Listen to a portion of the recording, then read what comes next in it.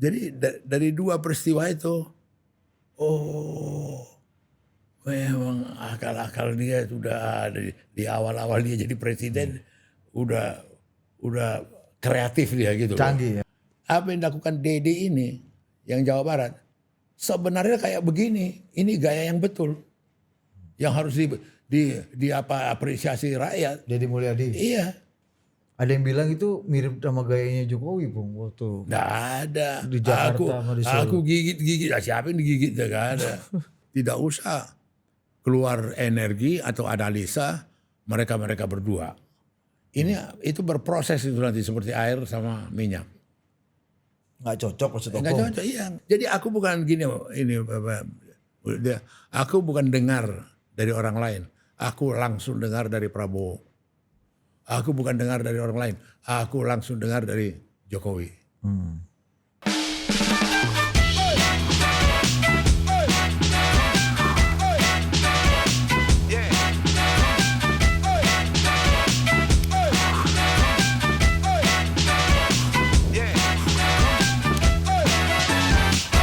Oke, kita kembali lagi. Waktu itu terakhir kita ketemu seorang anggota DPR RI, Dit. Ya. Gue bilang. Mantan anggota DPR RI. Oh enggak, waktu itu masih anggota sekarang. Masih anggota. Anggota kan. Oh, ini bukan orang yang lain ya. Woi, Ri, itu kan. Wah, temen anaknya temenku. Siapa dia? Siapa dia? Opung pandan Jadi ketemu Bang Putra. Iya kan? Iya kan kalau Opung kan dulu ada kawan kita, Idam, anak detik dulu. Opung pasti Iya, kan. Idam. Dia salaman sama Opung kan. Aku Dia anak bilang, buahnya Bang Putra. Aku anak buahnya Bang Putra, Opung dulu. Wih, hebat juga kau, ya kan? Dulu kau anak buah anakku, sekarang kau temanku. Sekarang kita Bang Putra langsung kita tembak aja kan. Iya. Wih, anaknya temenku. Iya. Kan kita kawan, friend kan? Iya, kita friend kan, kolega. Iya kan? Tapi kita kemarin ketemu temannya Opung Panda satu lagi. Namanya Dr. Kolonel Trimedia Panjaitan. Kolonel ini Dewan Kolonel ini, Bung. Dia cerita lah sebagai anggota DPR muda yang langsung ditempatkan dan diberikan tanggung jawab sebagai ketua Komisi 3. Itu komisi paling bahaya, di bawah singa-singa semua isinya kan. Overpower ini kan. Wah, ini kan gue masih muda. Gimana gue meningkatkan dan punya kredibilitas memimpin singa-singa parlemen paling paten di Komisi 3 ini. Coba Opung kasih dulu cerita dulu. Opung Panda memberikan kiat-kiat dan permainan Bukan drama. Kiat. Opung yang melantik kayak ini bos, Iya. Ratu Inggris yang ini. Mufasa aja. Iya, apa yang Opung lakukan untuk membuat Bang Trimed ini Jadi akhirnya gagah, punya iya. kredibilitas dan gagah memimpin Komisi 3 waktu itu. Itu sih kalau plesetannya terlampau jauh lah. Trimedia ketua Komisi 3. Tapi ketua umumnya Pandanang Papan. Gitu. Kemudiannya. Tapi pada awalnya memang benar yang dikatakan Trimedia sebagai anak muda. Kemudian dia tidak punya interest macam-macam sebagainya. Lebih utuh. Dengan banyaknya persaingan waktu itu. Di internal aja sampai 3 kali 4 kali skors dalam memilih dia. Akhirnya Mega memutuskan Trimedia dengan pengalaman yang belum begitu mumpuni. Nah, saya sendiri sudah itu pilihan dari ketua umum, dia jadi ketua komisi. Bagaimanalah caranya aku bisa bantu dia, gitu loh. Bisa membantu dia dalam kepemimpinannya. Gua lihat dia banyak kali diserang dalam sidang, Sebagai pimpinan komisi. Iya, diinterupsi, terus di apa-apain, ada lagi dimarah-marahi, ini macam-macam kan. Karena jagoannya Golkar di situ. Andi Matalata di situ, terus Agun Gunanjar, jagoan partai-partai lain itu di situ semua. Termasuk dulu Mahfud juga dari P3 di situ. PKB. Terus banyak lah yang di situ yang dianggap orang-orang yang keras, garis tegas dan sebagainya. Nah, karena aku lihat dia di rong-rong wibawa dia, di rong-rong dia punya leadership dia, aku aturlah strategi dengan dia. Aku bilang Trimed, nanti kalau sidang rapat dengar pendapat dengan Jaksa Agung, dengan Kapolri, dengan siapa saja. Kau tegur aku, kau marah-marah ya aku kalau salah. Loh bang, apa nggak riskan itu? Nggak, abang punya apanya gimana? Nggak ada harga diri, nggak ada cerita. Kalau bila perlu, saudara anggota DPR, Pak Nanababan silakan duduk. Jangan berlama-lama di situ. Nggak perlu. Sampai ke situ aku bisa. Iya. Gitu. Aku lagi ngomong, kau suruh stop. Karena terlalu panjang. Oh gitu. Iya. Di situ nanti wibawa kau apa. Tegak. Aku bilang gitu. Dan dia praktekkan. Waktu sidang itu dia praktekkan. Dia bilang, yang terhormat saudara Pandanawan kalau bicara to the point. Jangan bertele-tele katanya. Iya Pak Ketua. Iya Pak Ketua. Ya, terima kasih Pak Ketua. Jadi dengan itu terbangunlah satu image bagaimana dia, ini dia. Jadi waktu si Luhut Pangaribuan, lawyer yang cukup senior terkenal itu, dia tanya Agun cerita ke aku. Si Luhut cerita, Wan, bagaimana itu si Trimedia? Karena dia di dunia lawyer dianggap dia junior, dianggap dia apa? Oh bagus dia mimpin Komisi 3. Apa ukurannya bagus dia mimpin, kata sama Agun Gunanjar, kata si Luhut.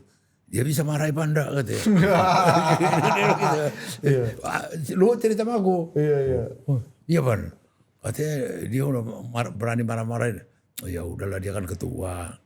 Ya hak dia lah marah-marah. Nggak bisa dong begitu. Historis sama senioritas harus dihormati dong. Ya nggak apa-apa lah dia kan ketua aku. Gitu kan. Gitu.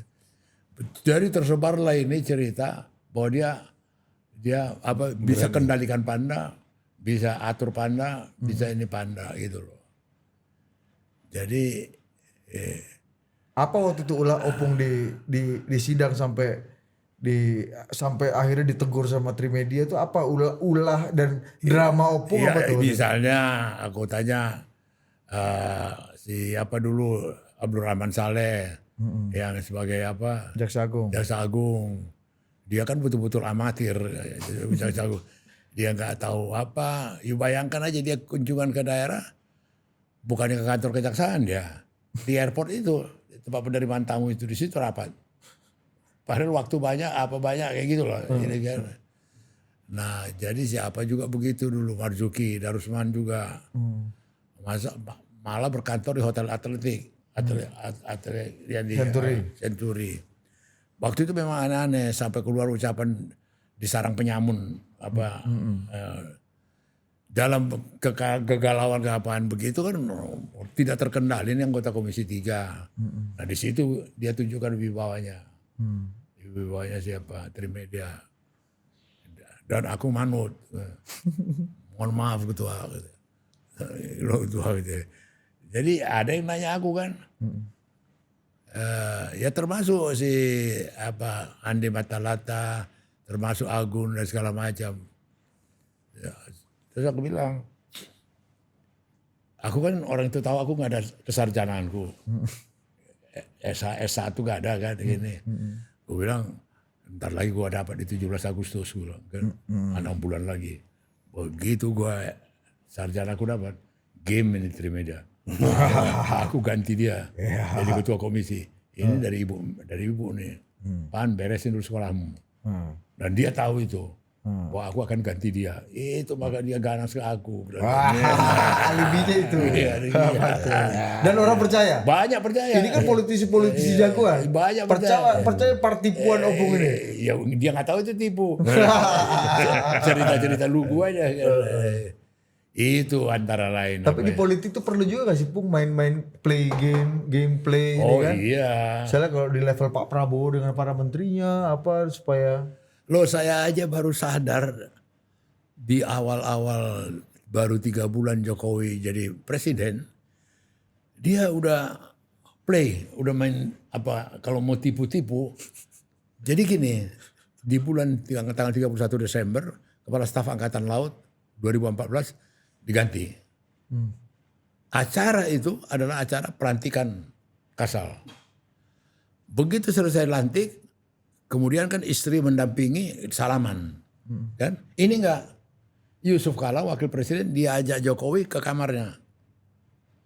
Diajak ke kamarnya, menurut cerita Yusuf Kala ke saya, dia nggak tahu untuk apa dia diajak. Kongko-kongko aja, ngobrol-ngobrol begitu. Kemudian baru, ini yang kita tunggu, Luhut. Luhut datang dengan istrinya. Ini yang mau kita tunggu. Mau jadi apa tuh Yusuf Kala nggak tahu.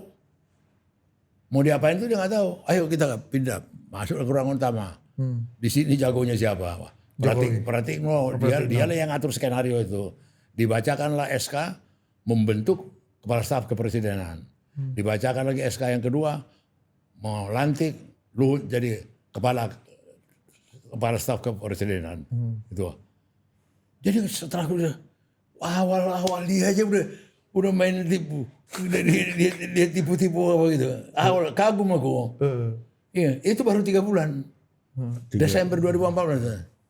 Kenapa Pak Jokowi harus melakukan pertipuan? Kan dia kan tahu sih JK nggak setuju. Dari awal JK nggak setuju Luhut masuk kabinet. Megawati, JK, Surya Paloh kan nggak setuju masuk di kabinet. Nah macam mana lah menghindar jangan sampai kemudian ada reaksi dari JK sampai nggak jadiin itu. Dia bikinlah taktik itu. Belakangan aku baru sadar. Oh. Ada lagi yang paling menarik lagi. Jadi bakat dia mempermain-mainkan dia apa itu tidak seperti yang kita bayangkan, ada etika, ada tata krama, ada ini enggak.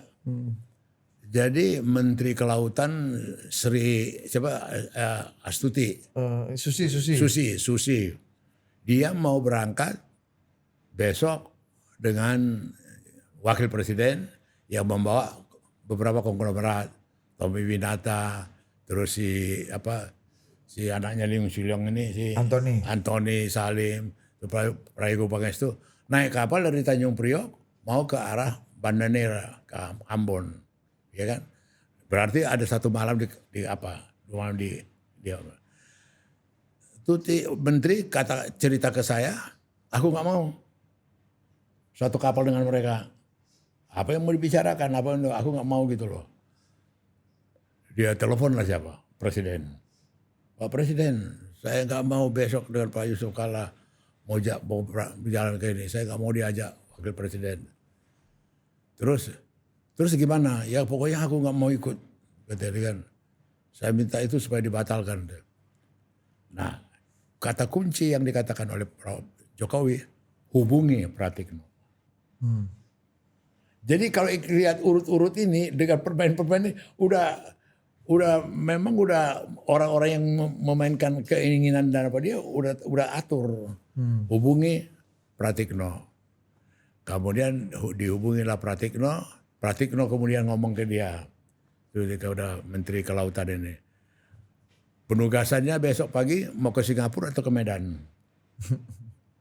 Jadi dengan alasan ada keputusan presiden tiba-tiba, di-cancel lah dia ikut.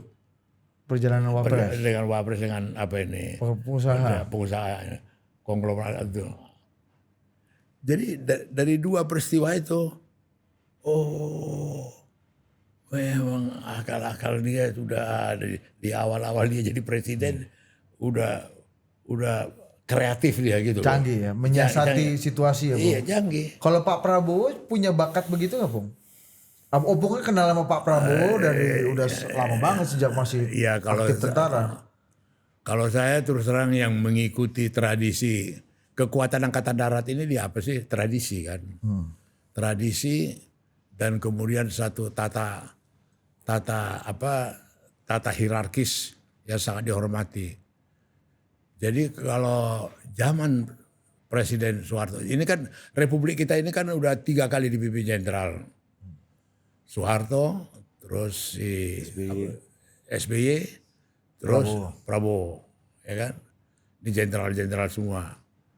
Itu ada satu tradisi yang sudah ditanamkan, siapapun panglima di Angkatan Darat, apa Panglima Kodam, Pangkostrat, apa Pangkowilhan, apa sekarang Kewilhan ini kan Kewilhan Gap ini si Kunto ini, Ya. ya kan? Itu harus pengetahuan presiden. Wajib hukumnya. Presiden harus mengetahui sebelum mereka diganti. Nah, pertanyaannya sekarang, apakah Panglima TNI ini dia kasih tahu nggak ke Prabowo ganti dia? Gitu loh. Itu clear, harus clear itu. Karena rule-nya presiden harus diberitahu. Itu yang terjadi selama ini. Untuk level setinggi Pangko Wilhan dan kawan-kawan. Iya, ada Pangdam. Jadi 3 Pangdam yang strategis. Brawijaya di Ponegoro, Siliwangi. Ya kan, sama Jaya, ya kan, Jakarta. Ini 4 paling utama ini yang harus benar. Nah, dengan si Kunto ini selevel, kalau zaman dulu itu Pangko Wilhan. Dulu kita 3 Pangko Wilhan, Medan, Sumatera Utara, Sumatera Utara Kalbar, kemudian Jawa Madura, kemudian Makassar Kalimantan. Itu dulu 3 Kewilhan. Selevel pusat gabungan yang sekarang yang dipegang Kunto ini, gitu loh. Nah, orang yang ngerti, yang memahami anatomi tentara, hampir tidak ada yang percaya bahwa itu tidak tahu Prabowo. Karena itu sudah rule, sudah aturan main. Presiden harus tahu gitu loh. Nah, satu. Kemudian ini juga terus terang perlu juga diketahui, apalagi para politician itu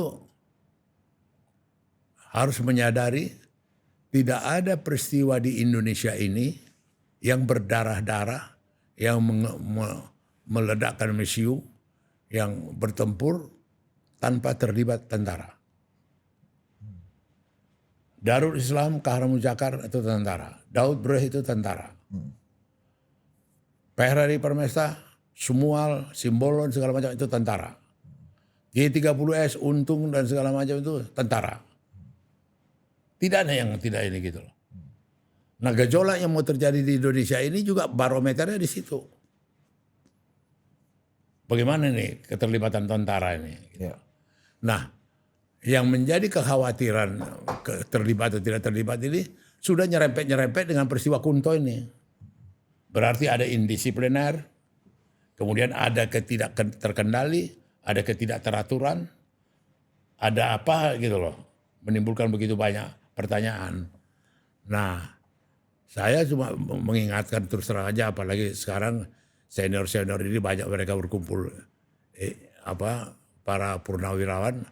Mereka itu sebenarnya bayangan aku dalam pergolakan bangsa ini, kalau ada rektor Gajah Mada, ada rektor Universitas Sriwijaya, rektor UI dan segala, membuat pernyataan moral mereka terhadap apa yang terjadi pada Pilpres, hampir begitulah kedudukan moralnya para purnawirawan ini.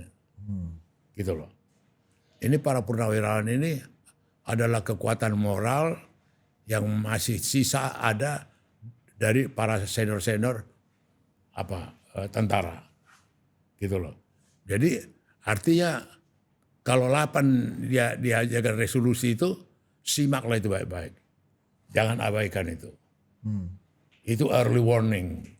Opung setuju sama poin-poinnya? Ya setuju lah early warning. Satu, ada kembali ke Undang-Undang Dasar 45.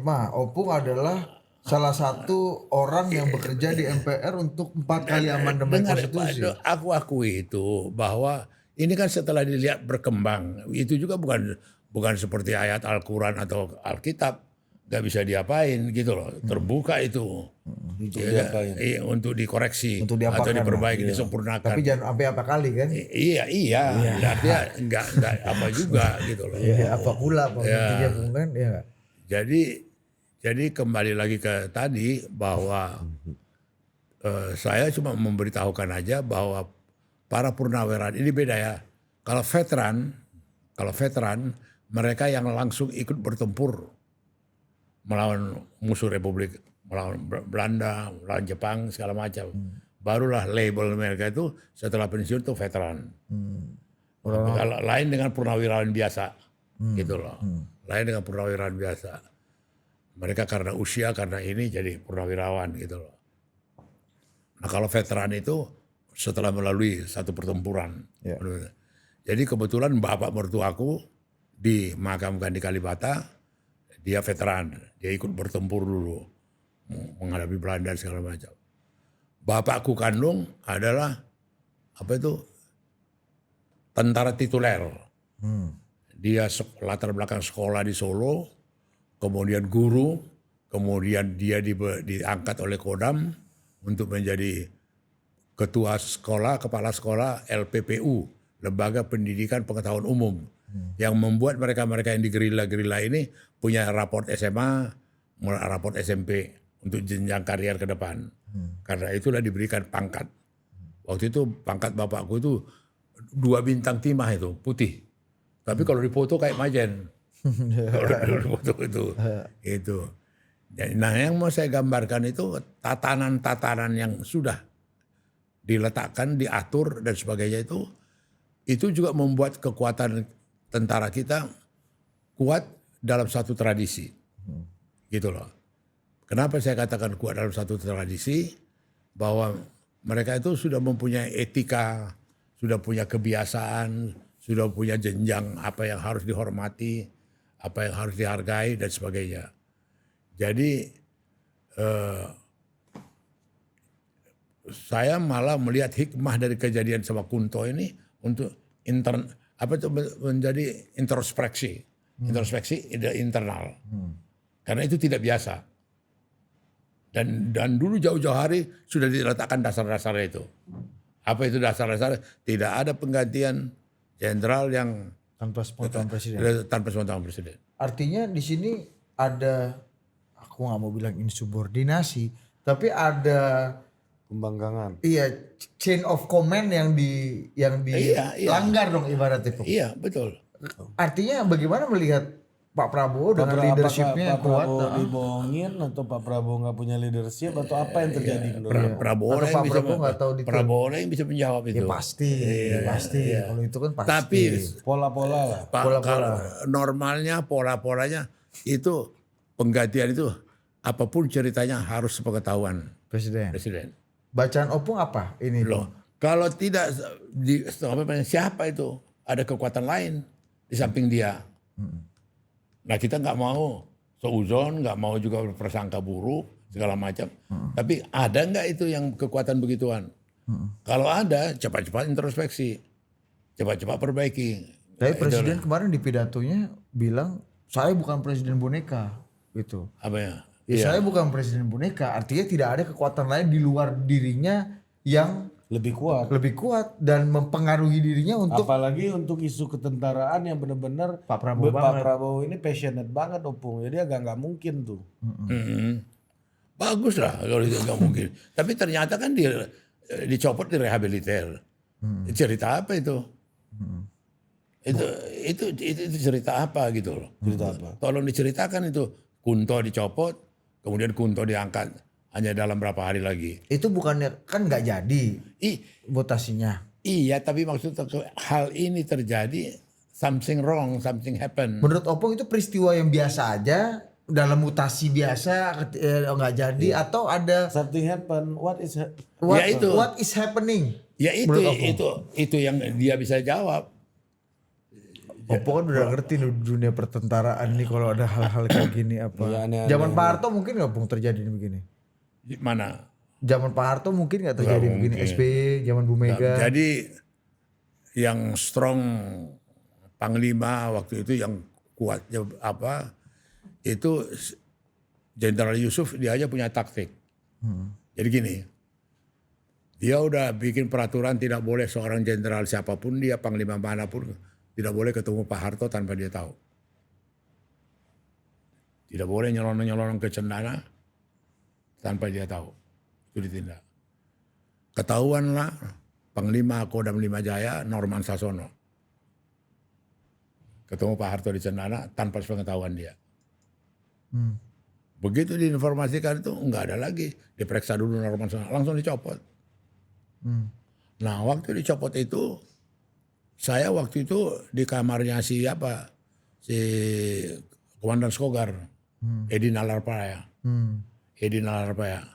Aku lagi ngobrol berdua begini, tiba-tiba Norman datang. Aku tuh bukan panglimamu lagi katanya. Tongkat apa ya, komandonya udah copot. Ini dia nggak datang nggak pakai tongkat lagi. Siap jenderal. Kenapa jenderal? Aku nggak tahu orang Bugis itu copot aku gitu kan. Ya, orang Bugis itu copot aku gitu kan. Nggak tahu saya salahnya apa gitu kan. Habis dari situ sebagai wartawan, saya waktu itu wartawan Sinar Harapan, lari saya ke Merdeka Barat. Cegat Pak Yusuf. Panglima ABRI. Panglima, Pak Yusuf, aku dapat informasi. Bapak copot Panglima Kodam Jaya Norman. Ya tahu dari siapa? Hanya 3 yang tahu ini. Pak Harto, saya dan dia. Ya saya tahu dari dia, aku bilang gitu kan. Dari Normannya. Oh, diceritain dia lah. Ada aturan begini, ada yang dia langgar dan sebagainya. Itu karena dia tidak disiplin, maka saya copot. Nah, tekniknya Norman ini supaya dianggap tidak mendahului Pak Harto, cerita dia pagi-pagi habis sembahyang subuh datang ke Cendana. Wah, saudara Yusuf, apa pasti ada yang penting ini datang, kata Pak Harto ke dia. Iya Pak. Aku mau tanya Bapak Presiden, kalau ada tentara yang tidak disiplin, ditindak Pak. Oh Pak, tindaklah, pasti ditindak. Dikeluarin yang maafnya, ini saya udah tindak. Norman Sasono, berhenti itu. Dia paten juga dia punya ini. Punya skill nih kan. Iya. Itu cerita dia langsung ke saya. Jenderal Bugis ini, Bang. Iya. Ya. Dia ini, Pak Presiden, aku sudah tidak. Sudah saya berhentikan dia jadi apa gitu. Demikian juga yang dialami oleh Kepala Staf Angkatan Darat Widodo. Itu juga langsung copot di tempat. 4 bintang Kasat. Dia lewat dari Teguh Umar di kantor USIS yang dulu, Balai Budaya yang Amerika Indonesia, selesai kontraknya. Rupanya gedung itu Widodo punya. Lewat Yusuf. Dia bilang sama ajudannya, coba tanya, itu siapa? Pelankan dulu mobil, pelan. Siap, Jenderal Widodo. Panggil dia besok. Pagi ngadap saya, katakan. Itu udah jam 4, jam 5 itu. Menurut cerita Pak Yusuf ke saya, waktu dipanggil Widodo, saya lihat dia ada di depan rumah di Tekumar itu, ada apa? Oh, lagi ngawasin renovasi. Itu VB-nya sudah dikembalikan, sudah selesai dikontrak sama USIS. Itu rupanya rumah siapa? Siap Jenderal, itu rumah saya. Katakan. Dia buka mama. Kenapa ini nggak daftar kekayaanmu? Yai bintang 4 jenderal sama seperti saya, tapi berbohong, tidak berani mencari sebenarnya. Tidak pantas kau. Sekarang kau berhenti. Saya laporkan Pak Harto. Kau berhenti jadi Kasat itu. Sama-sama Forsar tuh. Wah iya gitu. Sama-sama bintang 4. Jadi grip wibawa dia. Nah kita bisa mengharapkan siapalah di samping Prabowo ini yang bisa menjadi penerjemah daripada kalaupun dia mau marah-marahnya, apa maunya gitu loh. Kenapa harus ada orang di samping Pak Prabowo yang harus punya grip? Kenapa nggak Pak Prabowo sendiri? Harapan kita. Ya kalau dia sibuk sekarang adalah. Kalau dia sibuk. Iya. Adalah orang yang kemudian menerjemahkan kemarahan dia, menerjemahkan keinginannya. Tapi tadi siapa jenderal yang pertama tadi namanya? Norman Sasono. Norman sama yang kedua Widodo. Nah dua-duanya ini kesayangannya Pak Harto berarti? Oh iya kesayangan Pak Harto. Dia dari mulai di Ponegoro Widodo. Sama-sama anak buahnya Pak Harto. Norman juga? Norman sampai dibikin Panglima Jaya, itu pilihan Harto. Bukan main-main. Mantan ajudan soalnya. Iya, mantan ajudan. Tapi kenapa berani? Jenderal Yusufnya nggak diapa-apain sama Pak Harto? Itu yang aku bilang tadi. Dia datang ke Pak Harto, Pak, kalau ada tentara yang nggak disiplin ditindak Pak. Ya kan? Oh ditindak, kata. Dikeluarkannya maafnya. Ini udah saya tindak, gitu. Nggak disiplin, gitu. Ya, Pak Harto juga mikir, ini gila juga Bugis satu ini pikirnya kan. Ngapain aku bertengkar sama dia ini. Panjang itu urusan. Iya. Iya itu. Jadi kembali lagi tadi saya mau kasih tahu. Ini Opung menduga di sekitar Pak Prabowo ada yang macam Jenderal Yusufnya ini atau Bukan atau harapan. ada kekuatan eksternal pemerintah yang mengintervensi berbagai macam play-play yang ada dalam ini. Iya, kita harapkan kepemimpinan dia dari Prabowo ini sekarang betul-betul lah kepemimpinan yang disegani, ditakuti. Sampai dengan siapa itu Faru Rozi, ada kan viral dia ngomong, Prabowo, aku ingatkan satulah kata dengan perbuatan. Ada kan itu hanya itu aja kalimatnya, ya kan? Jadi katakanlah seperti yang terakhir, sampai ke antariksa, koruptor, sekejar dan segala macam dan ini gitu loh. Begitu belasan ditangkap dari Pertamina atau kemudian ada juga yang dilakukan tindakan yang dia ini kan, itu mesti dikapitalisasi. Dia mengkapitalisasi itu gitu loh. Dia mengapakan betul-betul memanfaatkan itu sebagai momentum untuk ini. Ini kayak berita biasa aja. Kayak gak ada apa-apa. Padahal 1 triliun di rumahnya bertimbun uang. Ya kan yang pegawai Mahkamah Agung itu. Kayak biasa-biasa aja. Bukannya jadi semua bola salju yang kemudian gunung es. Kemudian dibongkar dan segala macam. Berapa? Enggak juga. Nah orang-orang yang menerjemahkan ini, aku kejar sampai antariksa, aku kejar sampai ke padang ini apa ini? Gitu loh, itu. Menurut Opung apa masalahnya? Apakah memang susah dimengerti maunya Pak Presiden atau maunya Presiden memang berat sekali untuk dilaksanakan? Atau ada maunya orang lain yang nggak bisa ditolak oleh presiden? Atau berikutnya lagi, jangan-jangan majikannya orang-orang ini bukan presiden? Ya itu, Iya. sama itu. Iya. Itu. Jadi kalau Paten lu tadi. kalau saya pernah juga sampaikan itu kan yang kemudian warning disampaikan oleh siapa oleh Jokowi, oleh siapa Prabowo, janganlah bersusah-susah, janganlah capek mengapa menafsir-nafsirkan seakan-akan aku dengan siapa, dengan Jokowi tidak satu, kemudian tidak ini dan segala macam. Ini kelihatan bukan soal dia satu atau tidak satu. Perbuatan-perbuatan yang dilakukan oleh Jokowi, yang katakanlah sekarang misalnya contoh, kalau dikatakan ekonomi, keuangan dan segala macam, itu produk dari mana itu? Produk pada waktu dia memerintah kan. Menteri Keuangannya bukan Bim Salabim, tiba-tiba masih itu juga Sri Mulyani. Dia tahu bagaimana utang begitu banyak bertimbun dan segala macam. Itu kan tidak menjadi teka-teki. Gitu loh. Artinya dalam hal ini bahwa kelanjutan daripada pemerintahannya yang dilakukan oleh Prabowo ini betul-betul bisa terukur, bisa kemudian dipercaya oleh rakyat, masyarakat, dan kemudian tidak hanya menjadi slogan-slogan, gitu loh. Itu yang saya maksud. Jadi harapan kita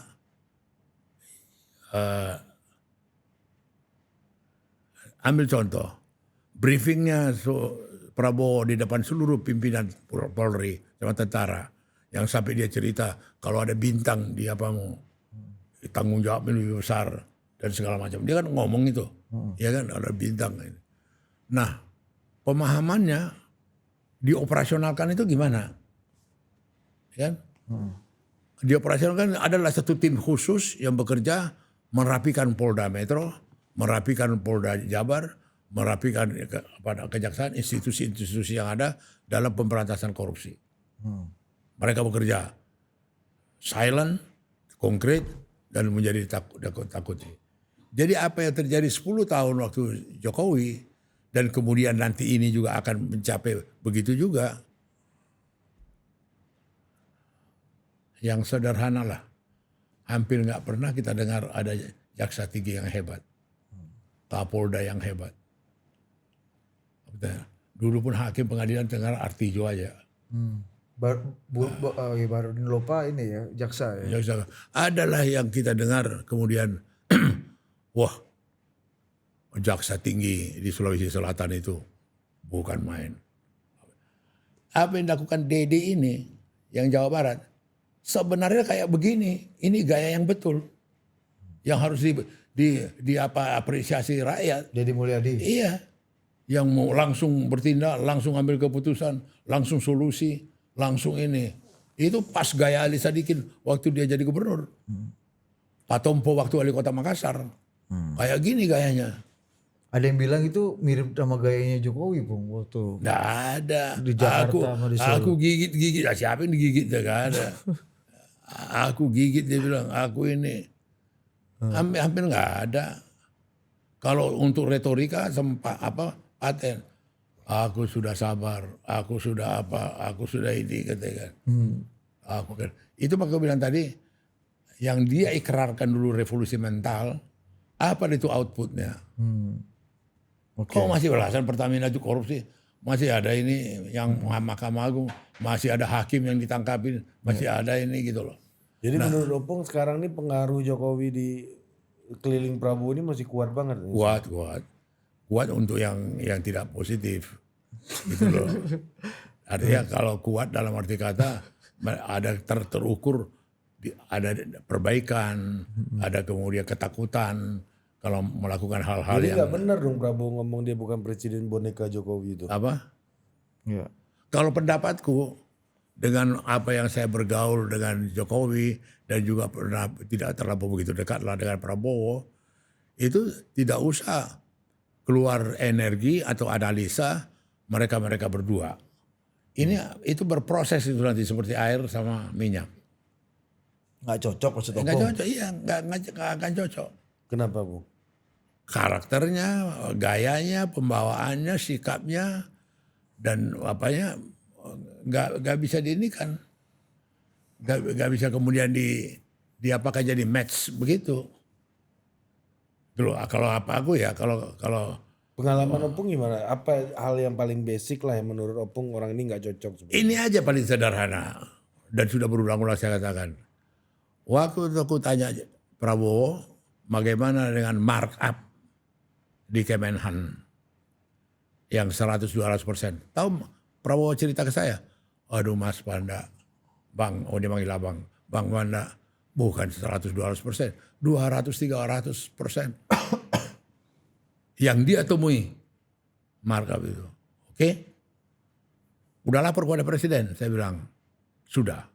Aku tanya Jokowi, Mas, Prabowo cerita sama aku ada markup. Itu berarti bukan ratusan miliar aja itu cerita itu. Udah markup begitu, itu cerita triliunan itu. Iya. Terus gimana? Saya sudah suruh tindak. Hanya pada retorika, ada nggak pernah masyarakat Indonesia mendengar ada pejabat pemerintahan ditindak, ditangkap? Jadi nggak ada. Gitu loh. Jadi kalau betul-betul konkret, misalnya bahwa betul-betul nyata yang dia pegang itu, ada yang diseret ke pengadilan. Adalah yang dihukum, adalah yang di ini. Ini kan, jadi aku bukan gini, aku bukan dengar dari orang lain. Aku langsung dengar dari Prabowo. Aku bukan dengar dari orang lain. Aku langsung dengar dari Jokowi. Jadi bukan katanya-katanya. Kemudian aku tafsirkan. Enggak. Menjawab pertanyaanmu itu tadi. Oh jadi ternyata ini yang dimaksud Jenderal Luhut, ada yang manggil Pak Jokowi itu mas itu ternyata Opung yang manggil mas ini. Waktu itu di konten yang sebelumnya Opung bilang Jenderal Luhut pernah marah-marah kau nih panggil mas Jokowi dipanggil mas kan dia presiden gitu. Itu Opung maksudnya. Dia nggak pantas lah ingat ajarin aku aja mempengaruhi Jokowi biar diterima dia di kabinet. Mana bisa dilupakan itu akal. Iya. Dia udah nggak masuk di kabinet. Jokowi nggak punya nyali ngangkat dia. Iya. Aku yang dorong dia. Iya dong. Ini fakta sejarah loh. Bukan aku mau nambah-nambah atau aku berjasa. Tapi Pak Luhut sekarang bisa berubah jadi orangnya Pak Prabowo nggak, Bung? Itu urusan nasib lah itu. Urusan style lah itu. Pokoknya dalam catatan sejarah dia pernah minta tolong ke saya. Ban, saya tidak masuk di kabinet, bantulah saya. Bicarakanlah dengan Presiden Jokowi. Itu konkret, bukan sekali dua kali. Berarti nggak hebat-hebat kali Pak Luhut nih. Iya betul. Dia itu minta tolong ke saya. Sampai itu kemudian juga bagaimana JK tidak menerima dia masuk di kabinet. Bagaimana Surya Paloh nggak menerima dia. Itu tiga-tiganya argumentasi mereka itu aku patahkan untuk meyakinkan Jokowi. Sampai Jokowi mengatakan, katakanlah ke Luhut sabar dia. Nanti dia akan masuk. Itu cerita apa? Cerita bual aku, dongeng aku, cerita apa itu? Orang yang masih hidup semua. Ya, kalau dikonfrontir kami berempat. Ya kan? Berempat lagi sekarang. Iya, apa siapa aja? Oppo, Pak Luhut, Jokowi, Prabowo. Prabowo, iya. Kalau dikumpul kita empat gitu masuk total. Cocok juga tuh, Bung, ya? Paten. Kan udah saya klarifikasi dia ayam Afrika. Iya, itu bisa bicara beliau baru. Iya.